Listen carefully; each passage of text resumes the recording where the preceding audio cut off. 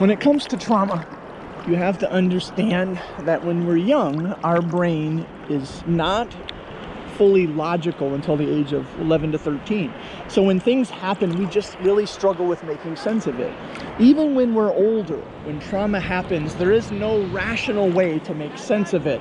It goes into our brain and it gets encoded in terms of images in the right hemisphere. And because it gets encoded in images, when we recall those events, we experience them again, because along with those images comes all kinds of emotions.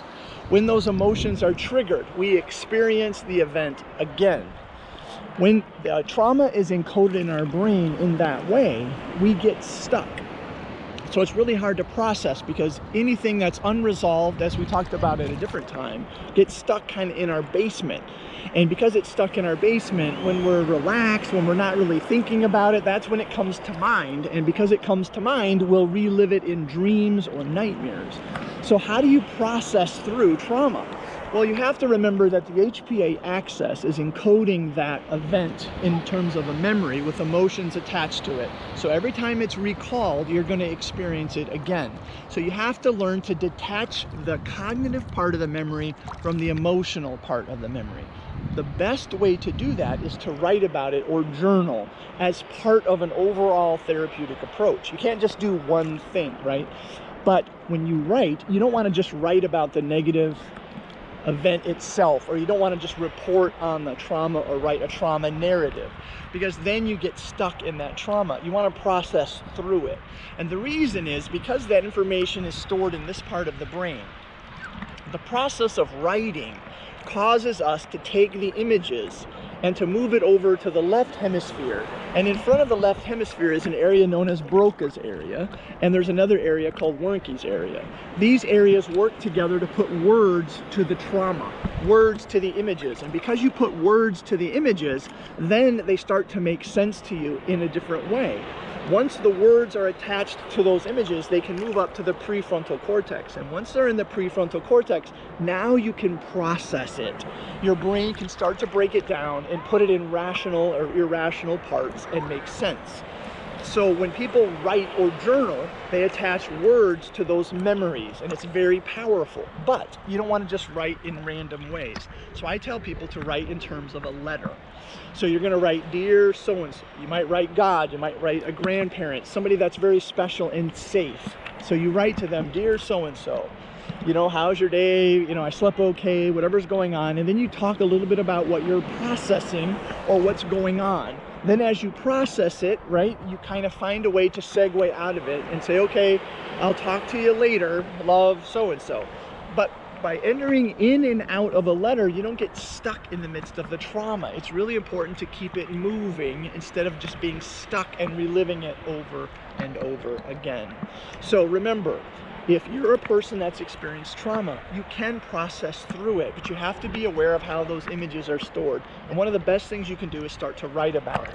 If you feel like you've been writing and you still can't get it, right, talk to a therapist, right? The process of healing does take place, but it's sometimes slow, sometimes it's gradual, and it involves many different elements. So the important thing is that you begin, you have self-awareness that something has happened, and then you understand that if you went through trauma, that is not your fault. The other important piece to understand is how your brain gets you through the trauma. So there are different mechanisms in your brain that prepare you, right? So when the HPA axis says something you're facing is a threat, then it moves you into this base of your brain, right?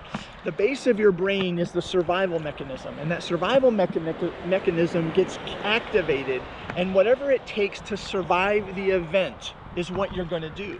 Now, you may think, well, I've prepared, this is how I'm going to survive the event. But sometimes all the preparation in the world doesn't make it work, because your brain will do what it needs to do. When your brain is trying to do what it needs to do to survive the event, right, the parasympathetic or sympathetic nerve responses kick in. And it's important for you to understand that what they determine is whether you're going to fight or whether you're going to freeze. So if your brain says the best way of surviving this experience is to freeze, then your body's going to shut down. I talk to so many people that say, I wish I would have screamed, I wish I would have yelled, I wish I would have done something. But look, if your brain says, look, your best way to survive is to not do that, you're not going to do that, no matter what you think you should have done. Versus the person that if their brain says, no, you're going to fight, then you're going to fight. No matter what your brain says you're going to do, you're going to do, right?